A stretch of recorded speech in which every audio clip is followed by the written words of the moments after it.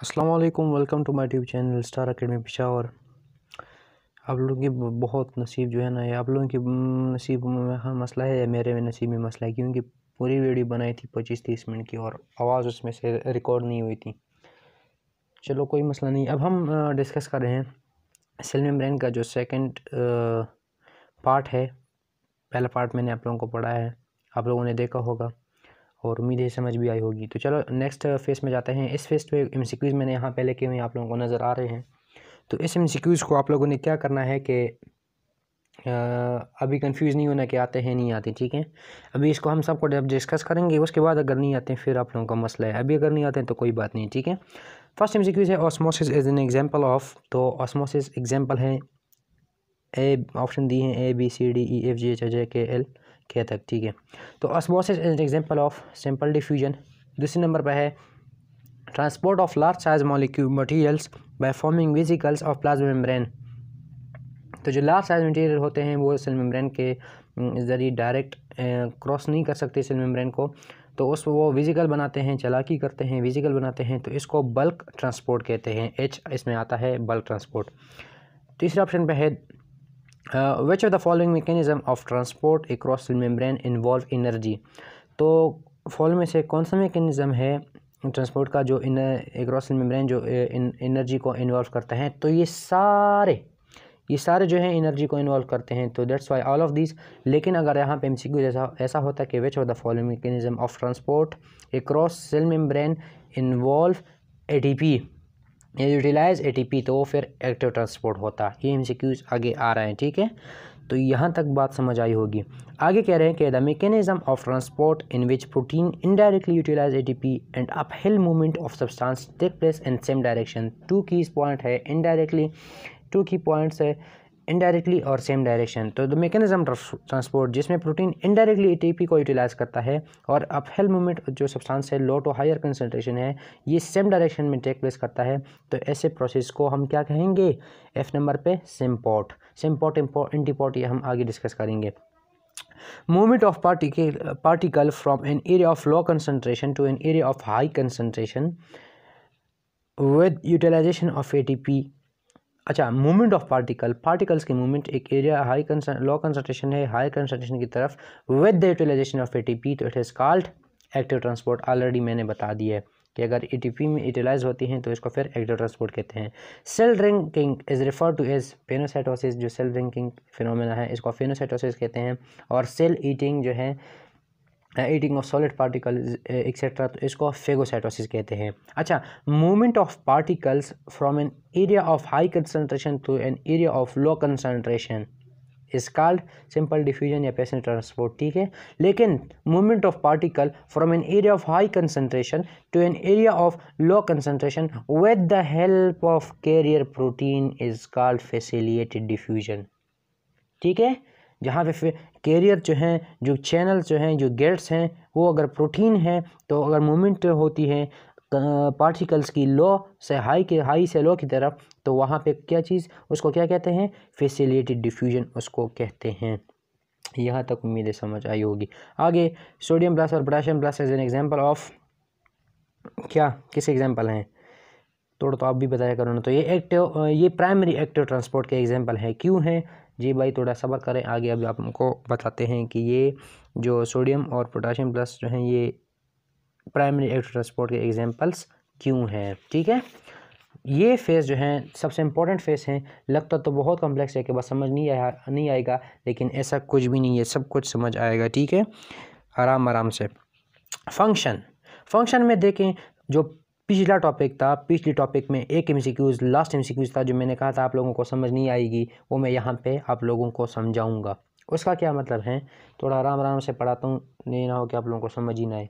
अच्छा, अब यहाँ पे हम डिस्कस कर रहे हैं सेलुलर ट्रांसपोर्ट। तो सेलुलर ट्रांसपोर्ट में अगर हम देखें तो सेल मेम्ब्रेन इज़ डिफरेंशियली और सेलेक्टिवली परमिएबल मेम्ब्रेन। जो सेल मेम्ब्रेन है ये डिफरेंशियली या फिर सेलेक्टिवली परमिएबल मेम्ब्रेन है, ठीक है ना। अब डिफरेंशियली का मतलब है कि इट बिहेव्स डिफरेंटली, ये डिफरेंट तरीके से बिहेव करता है अंडर डिफरेंट कंडीशन, मुख्तलिफ कंडीशन में मुख्तलिफ तरीक़ों से बिहेव करता है। क्या मतलब भाई इसका? इसका मतलब ये है कि अगर इंसुलिन मौजूद है तो ये परमिएबल होगा ग्लूकोज को, अगर ये इंसुलिन मौजूद नहीं है तो ये इजाज़त नहीं देगा, इम्परमिएबल होगा ग्लूकोज को एंटर होने नहीं देगा। अच्छा, अब हम पढ़ रहे हैं ट्रांसपोर्ट एक्रॉस सेल मेम्ब्रेन। तो यहाँ पे मैंने डिवीज़न की हैं, आप लोगों को नज़र आ रही होगी। यहाँ पे मैंने क्या डिवीज़न की हैं? यहाँ पे मैंने डिवीज़न की हैं with the use of ATP. अगर अगर अगर यूटीपी यूज़ होता है, अगर एटीपी यूज़ होता है तो फिर ये एक्टिव ट्रांसपोर्ट है, अगर एटीपी यूज़ नहीं होता तो फिर ये पैसिव ट्रांसपोर्ट है। लेकिन एनर्जी ज़रूर यूज़ होगी, ये नहीं है हर प्रोसेस में एनर्जी ज़रूर यूज़ होती है, ठीक है। पैसिव ट्रांसपोर्ट को अगर हम देखें, यहाँ पे एटीपी यूज़ होती हैं और यहाँ पे एटीपी यूज़ नहीं होती, लेकिन यहाँ पे एनर्जी यूज़ होती हैं। तो यहाँ पे एटीपी यूज़ होती हैं, यहाँ पे यूज़ नहीं होती। क्या सिस्टम है देखिए भाई, मैं आप लोगों को समझाता हूँ। बच्चे तो गैर सियासी होते हैं लेकिन आप लोगों को समझाना पड़ता है, ठीक है। समझाना कैसे पड़ता है? इमरान खान को देखें, उसके जो सपोर्टर्स हैं, मैंने वगैरह हैं, उनके तो मज़े हैं, तो वो तो लॉन्ग कंसंट्रेशन ग्रेडियंट है, तो इसलिए पैसिव ट्रांसपोर्ट है, उनको कोई पावर की ज़रूरत नहीं है कि किसी की मदद ले लें। तो एक्टिव ट्रांसपोर्ट जो है, नवाज शरीफ बेचारों लोगों को, इन बिलावल भुट्टो को या दूसरा जो फजल रहमान साहब हैं, इनको जो है थोड़ी सी एटीपी पावर की ज़रूरत है, ठीक है, सारे मिले हुए हैं, तो ये अगेंस्ट कंसंट्रेशन ग्रेडियंट है, ठीक है। अब ये ना हो कि कोई मुझे टारगेट ही कर दे, आपको पढ़ाते पढ़ाते मैं फिर जेल में पड़ा रहूँगा, फिर तो आप लोग जो है ना, मुझे पता है कि फिर ये भी नहीं कहेंगे कि सर कहाँ पे हैं या भाई कहाँ पे हैं। तो पैसिव ट्रांसपोर्ट को अगर हम देखें तो ये it is along the concentration gradient, ठीक है। कंसंट्रेशन ग्रेडियंट कैसे अलोंग है कि ये हायर से लो की तरफ जाता है, इसको डाउन स्ट्रीम मूवमेंट भी कहते हैं। हायर से लो की तरफ क्या मतलब है कि ये it is the movement of molecule from higher to lower concentration. ये जो निशान है नज़र आ रहा होगा, ये हायर के लिए है, और ये जो निशान है ये लोअर के लिए है, और ये जो निशान है ये टुवर्ड्स के लिए है। तो movement of molecule from higher towards lower concentration, इसको डाउन स्ट्रीम मूवमेंट भी कहते हैं। अब हम डिस्कस कर रहे हैं पैसिव ट्रांसपोर्ट के आगे दो कैटेगरीज, एक है सिंपल डिफ्यूजन, एक है फैसिलिटेटेड डिफ्यूजन। जिस तरह ट्रांसपोर्ट अक्रॉस सेल मेम्ब्रेन के दो कैटेगरीज थे, उनका एक रीज़न था कि वो एटीपी के बेस पे थे, एक में एटीपी यूज़ होता है, एक में नहीं होता। तो इसी तरह ये जो कैटेगरीज हैं, ये कैरियर प्रोटीन किसी में इन्वॉल्व हैं और किसी में इन्वॉल्व नहीं है। यहाँ तक समझ आ रही हैं? बहुत स्पीड से पढ़ा रहा हूँ, तो आप लोग जो है ना कवर करते रहना, ठीक है, गौर से सुन लेना। कैरियर प्रोटीन यहाँ पे इन्वॉल्व है और यहाँ पे इन्वॉल्व नहीं है। जो इन्वॉल्व हैं, जहाँ पे इन्वॉल्व हैं उसको फैसिलिटेटेड डिफ्यूजन कहते हैं, और जहाँ पे कैरियर प्रोटीन इन्वॉल्व नहीं है उसको सिंपल डिफ्यूजन कहते हैं। इनका डायग्राम है, इन दोनों का मैं आगे समझाऊंगा कि क्या मतलब कैरियर प्रोटीन इन्वॉल्व है और कैरियर प्रोटीन इन्वॉल्व नहीं है, ठीक है। तो सिंपल डिफ्यूजन का जो एग्जांपल है वो ये है exchange of carbon dioxide oxygen in lungs, ये सिंपल एग्जांपल है इसका। और फैसिलिटेटेड डिफ्यूजन का जो एग्जांपल है transport of glucose into molecule into muscle या liver in presence of insulin. तो ये फैसिलिटेटेड डिफ्यूजन है। इनके लिए ट्रांसपोर्ट ऑफ जो ग्लूकोज है मसल या लिवर में, इनके लिए जो है कैरियर प्रोटीन्स या चैनल्स चाहिए, ऐसे ये डिफ्यूजन वगैरह नहीं करते, ये फैसिलिटेटेड डिफ्यूजन है। आगे हम पढ़ते हैं एक्टिव ट्रांसपोर्ट। तो active transport as against concentration gradient, ये कंसंट्रेशन ग्रेडियंट के अगेंस्ट है। It is the movement of molecule particle from lower to higher concentration, lower से हायर कंसंट्रेशन। ये मैंने पहले पढ़ाया भी लेकिन उसमें वॉइस रिकॉर्ड नहीं हुआ। देखो मैंने वहाँ पे एग्जांपल ये दिया था कि यहाँ से हम ऊपर जाते हैं फ्रॉम लोअर टू हायर, तो इसके लिए एटीपी की ज़रूरत होती है। इसको up hello stream movement of substance भी कहते हैं, up hello movement of substance भी कहते हैं, ठीक है। हाँ अच्छा, तो ये हो गया अगेंस्ट कंसंट्रेशन ग्रेडियंट, इसलिए मैं एनर्जी एटीपी जो है यूटिलाइज, एटीपी जो है यहाँ पे यूटिलाइज होती हैं। अच्छा, इस एक्टिव ट्रांसपोर्ट की जो है 3 टाइप्स हैं। एक्टिव ट्रांसपोर्ट की 3 टाइप्स हैं, एक है प्राइमरी, एक है सेकेंडरी, एक है एक्सो या एंडोन्यूक्लियस। तो प्राइमरी का क्या मतलब है? Primary active transport, secondary active transport और एक्सो एंडो एक्टिव ट्रांसपोर्ट।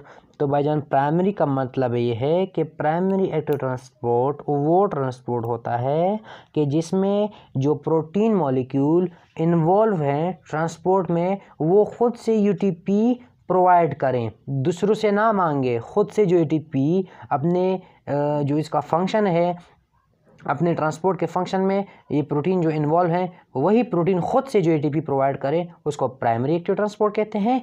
अब इसके एग्जांपल हैं सोडियम पोटाशियम।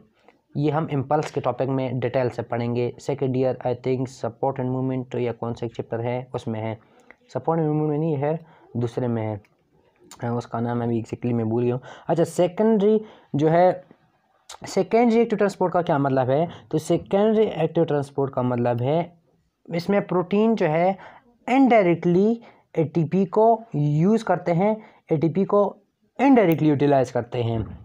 मतलब कहने का ये है कि जिस तरह प्राइमरी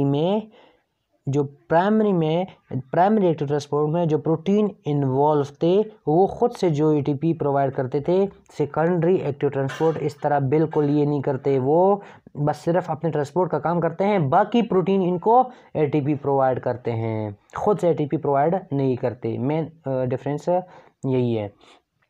अच्छा, सेकेंडरी एक्टिव ट्रांसपोर्ट को अगर हम देखें तो दो चीज़ों में आगे नेक्स्ट दो कैटेगरीज हैं, एक है सिम्पोर्ट और दूसरे क्या है? एंटीपोर्ट।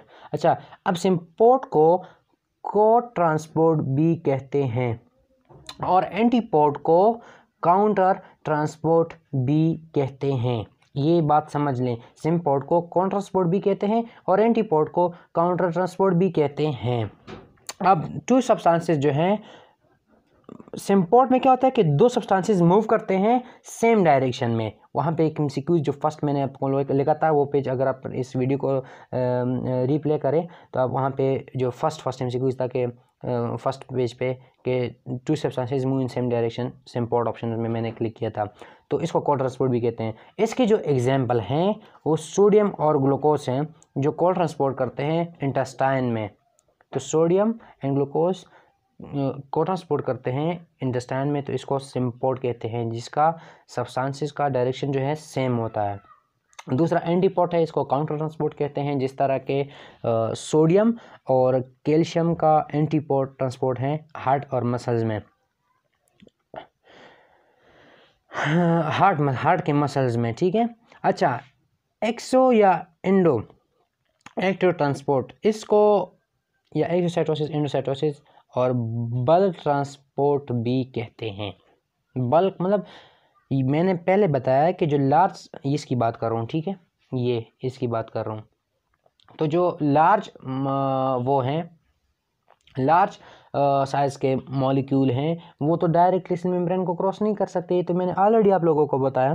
तो वो फिर क्या करते हैं, वो अपने साथ वेसिकल्स बनाते हैं, स्मॉल वेसिकल बनाते हैं, सेल मेम्ब्रेन के साथ अटैच होते हैं और फिर जो है उसको क्रॉस करते हैं। बड़े चालाक बनते हैं ना, चालाकी करते हैं, तो वेसिकल्स बना के उसके साथ अटैच होते हैं सेल मेम्ब्रेन के साथ, फिर एंटर हो जाते हैं, अपना काम करते हैं।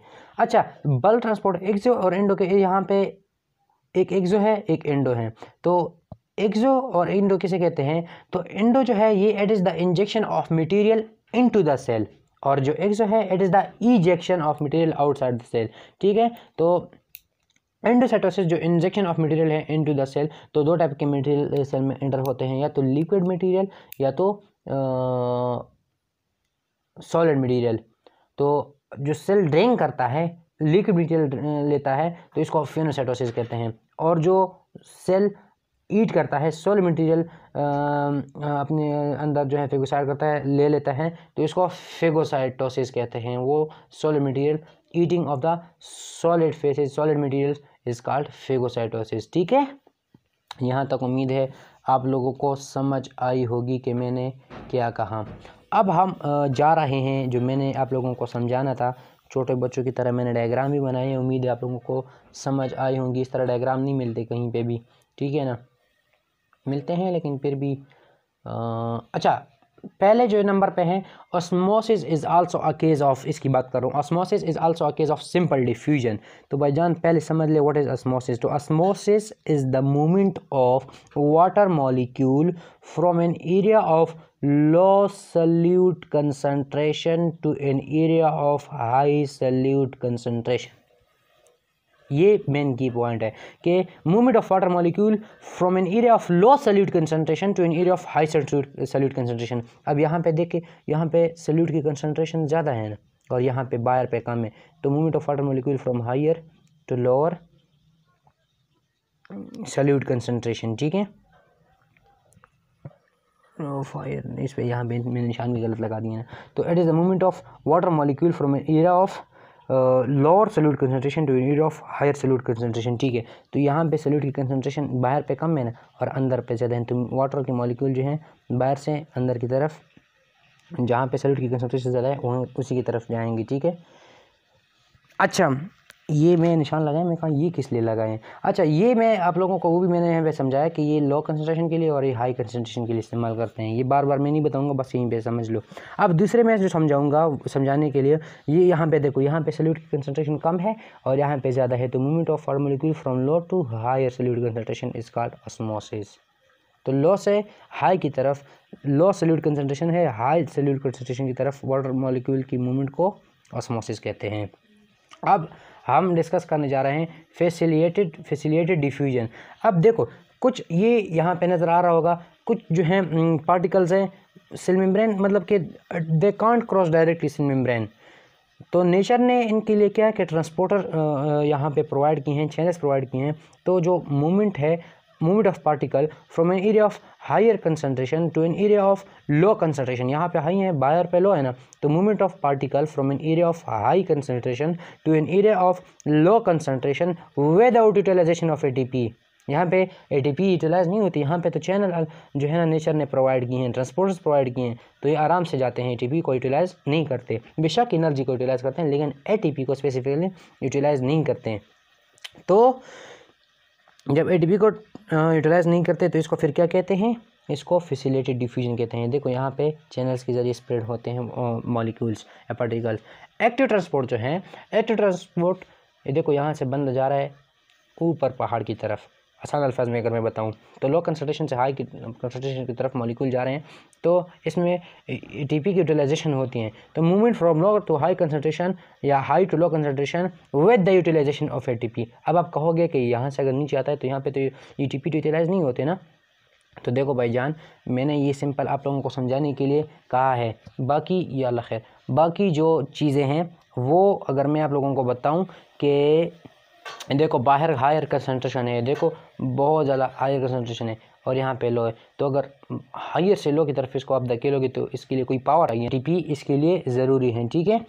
तो movement of molecule from higher to lower concentration with the utilization of ATP is called, या lower to higher concentration with the utilization of ATP is called active transport। जो simple diffusion है वो बस movement है from higher to lower concentration with the utilization of ATP without the utilization of ATP। यहाँ पे ATP utilise नहीं होती, बस सिंपल मूवमेंट है, हायर टू लोअर कंसंट्रेशन की तरफ मूवमेंट है। अब सिंपल जो सिंपल एनर्जी है, मैंने कहा कि हर एक ट्रांसपोर्ट सिस्टम में जो है सिंपल एनर्जी यूज़ होती हैं, ठीक है। हर एक सिस्टम में जो सिंपल एनर्जी हैं वो यूज़ होती हैं, ठीक है ना। अब हम पढ़ेंगे एक नेक्स्ट फेज जल्दी, वो है, ये एक इम्पॉर्टेंट टॉपिक है, बहुत लेंथ एमसीक्यूज मैंने लिखे हैं लेकिन कुछ भी नहीं है, सिर्फ इन पॉइंट्स को समझो। बाइलेयर्स, लेयर्स, मेम्ब्रेन्स, सेल्स, बाकी सारे एमसीक्यूज सेम है। देखते हैं कैसे। How many lipid bilayers are crossed by an oxygen molecule when it is transported from lumen of alveolus to lumen of pulmonary capillary? कितने लिपिड बायलेयर क्रॉस होंगे जब एक ऑक्सीजन मॉलिक्यूल ट्रांसपोर्ट होता है ल्यूमेन ऑफ alveolus से pulmonary capillary के lumen में? तो ऑप्शंस क्या हैं? A, B, C, D, 2, 4, 8, 0। तो B, 4 बायलेयर्स क्रॉस होंगे। एक ऑक्सीजन मॉलिक्यूल 4 बायलेयर क्रॉस करता है जब ये ट्रांसपोर्ट करता है ल्यूमेन ऑफ alveolus से ल्यूमेन ऑफ पल्मोनरी कैपिलरी में। सेकंड एमसीक्यू है, अभी मैं समझाऊंगा कैसे। How many lipid layers are crossed by an oxygen molecule when it is transported from lumen of alveolus to lumen of pulmonary capillaries. तो same MCQs है, सिर्फ layers है, यहाँ पे बाई लेयर्स था।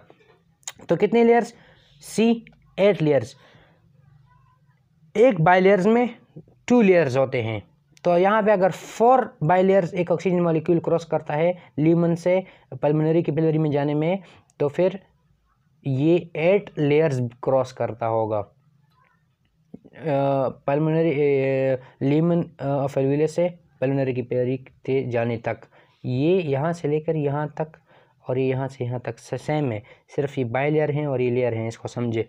तीसरे में सिक्वेंस भी सेम है, लेकिन यहाँ पे लेयर की जगह मेम्ब्रेन लिखा हुआ है। तो how many membranes are crossed by an oxygen molecule when it is transported from lumen of alveolus to lumen of pulmonary capillary. तो कितने मेम्ब्रेन क्रॉस होंगे?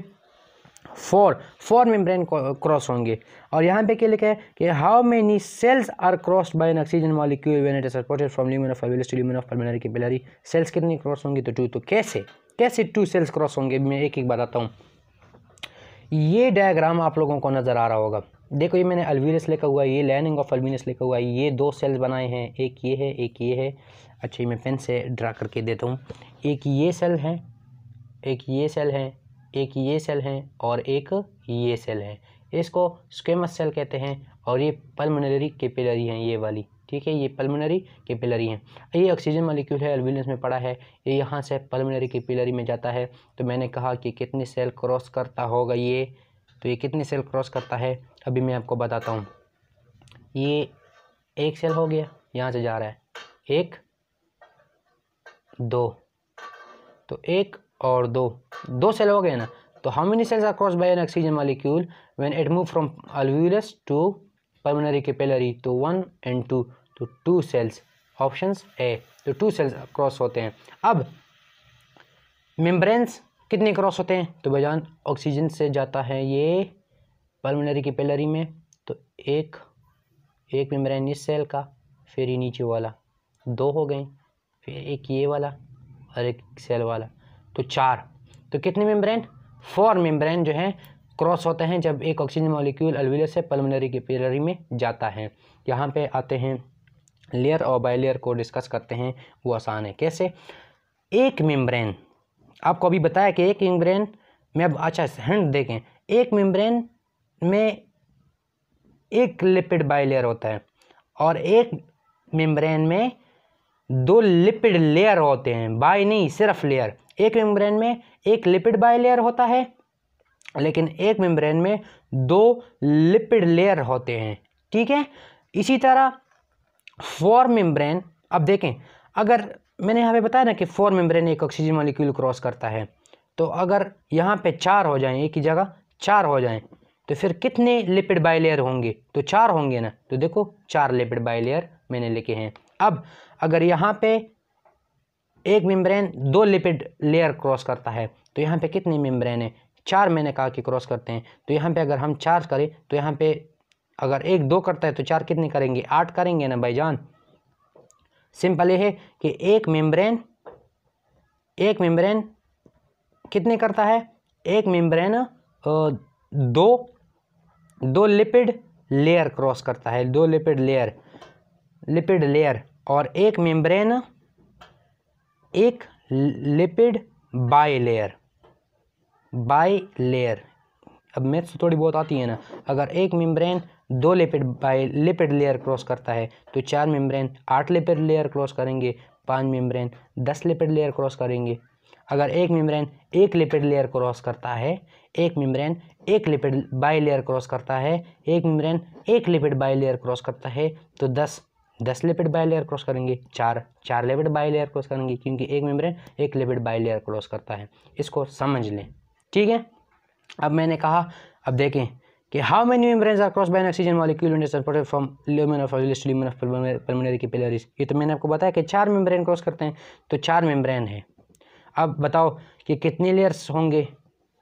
अगर एक मेम्ब्रेन, आपको यहाँ पे हिंट भी नहीं है कि एक मेम्ब्रेन 2 लिपिड लेयर क्रॉस करता है, तो 4 8 लिपिड लेयर क्रॉस करेंगे, सी लिखा हुआ है, ये देखो 8।